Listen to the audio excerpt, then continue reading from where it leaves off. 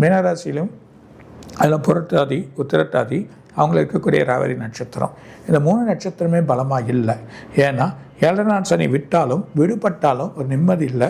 வீட்டில் பிரச்சனைகள் அதிகம், தூக்கம் கிடையாது, பிள்ளைகள்னால குழப்பங்கள், உறவுனால குழப்பங்கள், ஒரு கூட்டாக அந்த குடும்பங்கள் பிரிஞ்சு போகிறது வழிகள், அந்த மாதிரி நிலைமைகள் ஏற்படுறதுக்கான வாய்ப்புகள் உண்டு.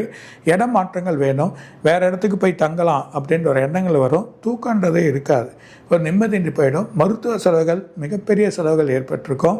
உறவு வழி, இல்லை தந்தை வழி, அவங்களுக்கு கூடிய அப்பா அம்மாங்கள் அவங்க வழி, இல்லைன்னா இவரே முன்னின்று செயல் பண்ணக்கூடிய நிலைமை அந்த மீனராசிக்கு ஏற்படும். அதுவும் பர்டிகுலராக புரட்டாதி நட்சத்திரத்துக்கும் அது இல்லாமல் இருக்கக்கூடிய உத்திரட்டாதி நட்சத்திரத்துக்கும், இந்த 2 நட்சத்திரத்துக்குமே எதிர்பார்க்காத வழிகள் ஏற்படும். அது இல்லாமல் எங்கே போனால் ஒரு செலவு வருது, வாகனங்கள் சரியில்லாமல் போய்டும், ரிப்பேர் ஆகும், அதுக்கு சின்ன செலவு போய் பெருசாகிடும்.